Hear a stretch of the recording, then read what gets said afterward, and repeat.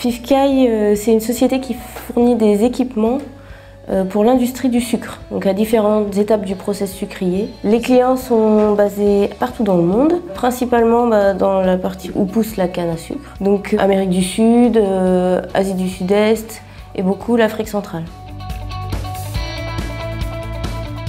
La mission globale, elle s'articule plutôt par rapport à la qualité, la sécurité et l'environnement, et après s'applique dans des lieux différents. La qualité, c'est déjà de livrer un produit conforme à ce que demandait le client, et ensuite, c'est que le client il soit content du produit, parce que le produit il peut être totalement conforme à ce qu'il a demandé, écrit dans son cahier des charges, et finalement il sera moyennement satisfait pour diverses raisons.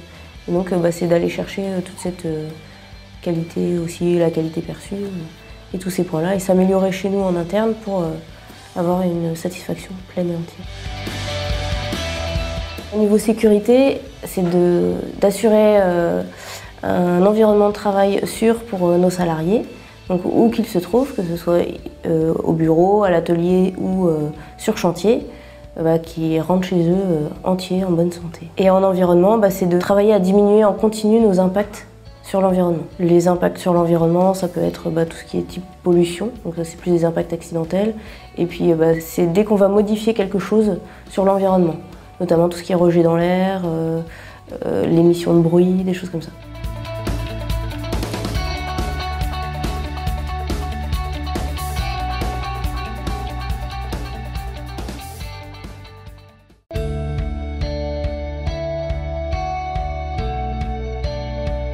Je reviens d'un audit de chantier, je suis allée voir le montage d'une caisse d'évaporation, m'assurer que ce chantier se déroulait dans les bonnes conditions de sécurité, que le superviseur de montage avait bien ses équipements de protection. Il faut aller auditer, voir sur le terrain comment ça se passe. De ce fait, je pars sur des missions, voir comment se déroule l'intervention. De pouvoir aller à l'étranger, ça ouvre aussi les yeux sur d'autres façons de faire, d'autres façons de voir certains problèmes.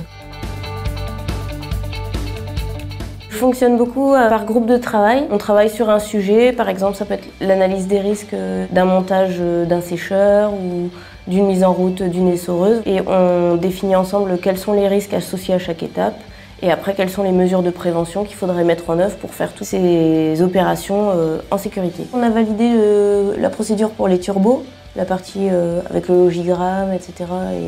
Et toutes les étapes quand on reçoit un turbo en expertise chez nous ou qu'on va expertiser chez le client.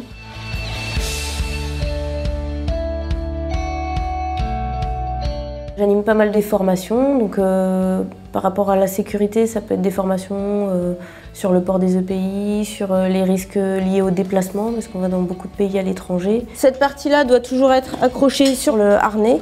Et ces parties-là, c'est d'avoir 2 points d'ancrage. Vous avez certainement fait de l'accrobranche ou des choses comme ça. On a pas mal de procédures à respecter et de choses à faire avant de partir. Donc on balaye tous ces points-là. Former aussi aux risques que les personnes encourent lors des missions. Donc, le principal risque pour ta mission, c'est quand même le travail en hauteur.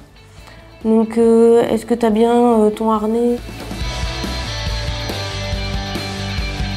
Il y a aussi toute une mission à l'atelier, pour mettre en place les consignes de sécurité par rapport aux différents postes de montage d'équipement. Vérifier aussi qu'on trace bien nos pièces pour pouvoir retrouver s'il y avait un accident chez un client sur une de nos machines, pouvoir identifier quelle pièce était sur la machine. Et pour la partie environnement, ça va être d'identifier nos produits chimiques, les mettre sur rétention ou dans des armoires spécifiques.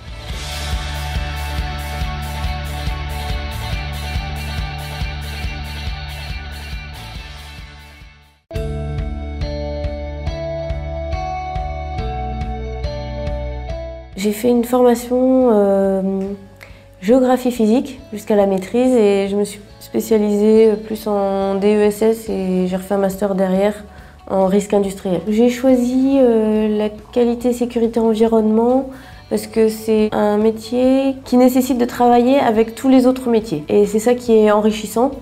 Donc on peut travailler aussi bien avec le bureau d'études ou la recherche et développement, la production, les missions sur le terrain. Il faut vraiment en fait comprendre le travail de l'autre pour pouvoir faire le travail du responsable QSE, c'est-à-dire voir là où on peut apporter quelque chose, là où il faut faire attention sur tel ou tel risque, etc.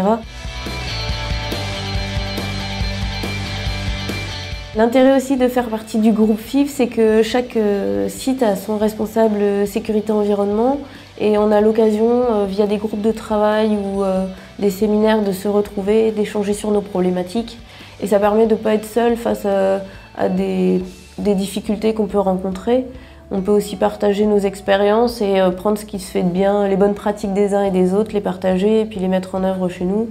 Donc c'est aussi un enrichissement, aussi bien pour la société dans laquelle on est que personnel par rapport à tout ce qu'on peut voir et acquérir comme expérience dans un groupe tel que le groupe FIV.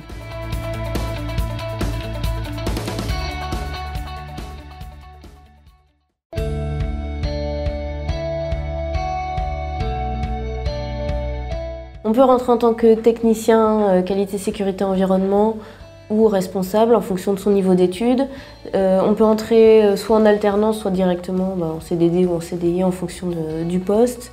Après, les perspectives d'évolution, c'est de monter. Alors soit, une fois qu'on est responsable qualité, sécurité, environnement d'une filiale, ça peut être aussi passer dans une autre filiale qui est plus importante avec de nouveaux challenges et un périmètre plus grand. Ça peut être soit de passer au niveau du siège, et là c'est plus la fonction de coordinateur sécurité environnement groupe, c'est plus d'animer les différentes filiales, la sécurité et l'environnement dans les différentes filiales pour les faire progresser.